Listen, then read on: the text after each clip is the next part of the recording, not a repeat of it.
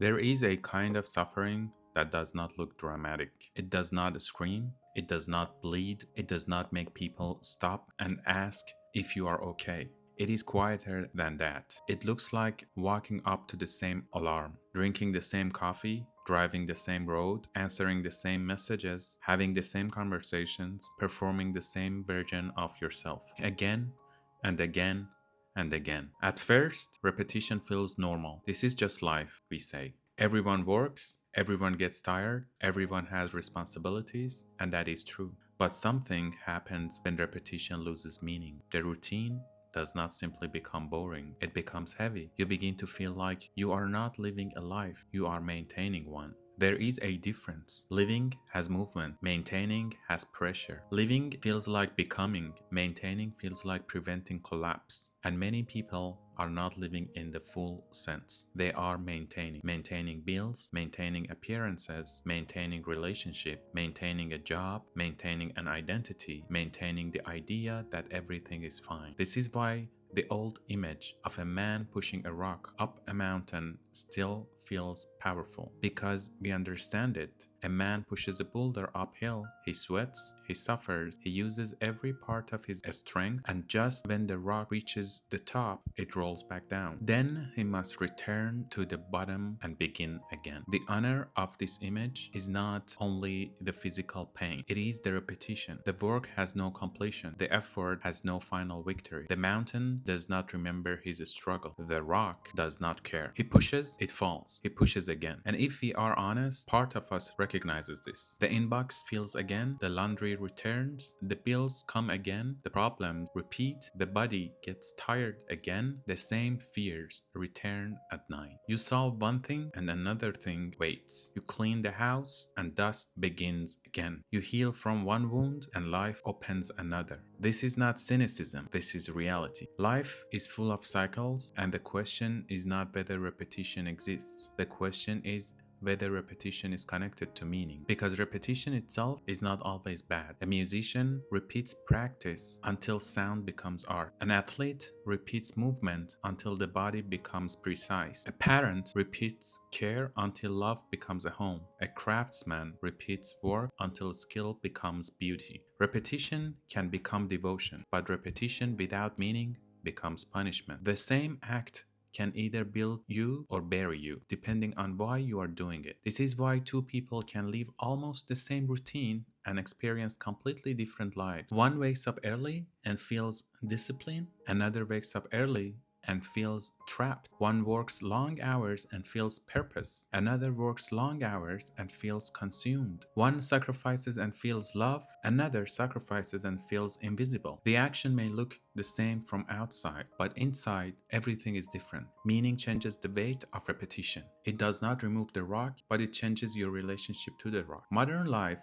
often fails here because it gives us repetition without ritual. In older forms of life, repetition was often tied to meaning. People gathered, they prayed, they ate together, they marked seasons, they buried the dead with ceremony, they celebrated transitions, they had symbols that connected ordinary acts to something larger. Today, many people repeat without connection. We wake up with phones beside our heads. We consume information before we even understand how we feel. We work under artificial light. We measure ourselves against strangers. We come home tired but not fulfilled. We rest but do not recover. The cycle continues, and slowly the soul begins to ask why, not loudly at first. Just a small question in the background. Why am I doing this? Who am I becoming? What is all this effort protecting? What would happen if I stop? These questions can be frightening because they threaten the life we have built. But they can also save us because the first sign of awakening is often discomfort. A person who never questions repetition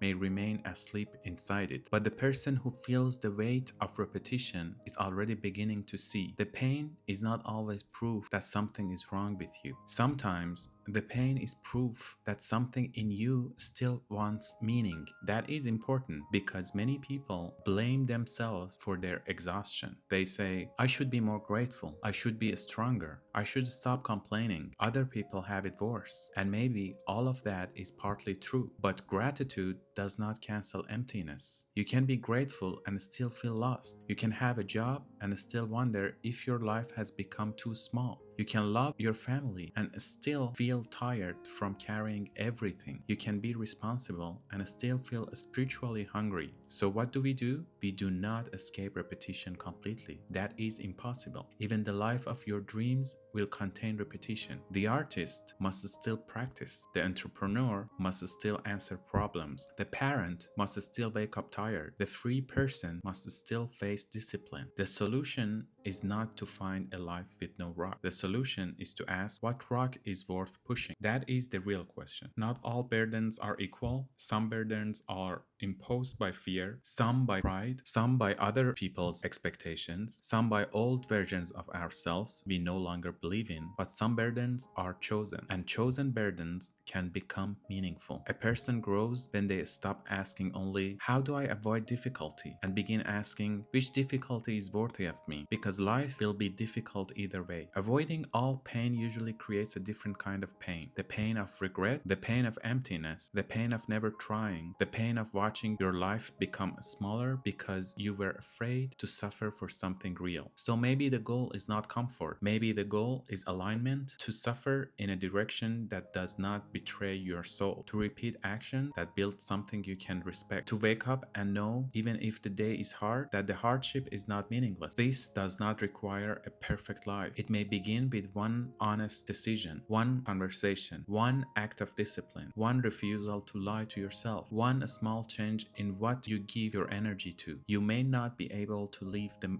mountain today, but you may be able to ask why you are pushing this particular rock. And if you cannot answer, that matter, because a life can continue for years after the meaning has died. People do it all the time. They keep moving because stopping would force them to grieve, but there is a cost to living like that. The face becomes tired, the voice becomes flat, the eyes lose their spark, not because the person is lazy, but because the person has been repeating without believing. So ask yourself, what part of my life feels like a rock rolling back down every night? And then ask the harder question, is this suffering connected to something I still believe in? If the answer is yes, keep going, but go consciously. If the answer is no, do not ignore that truth forever, because repetition is unavoidable, but meaningless repetition is not. The rock may be heavy, but it should not be empty. Please put in the comments what part of your life feel like a rock you push every day.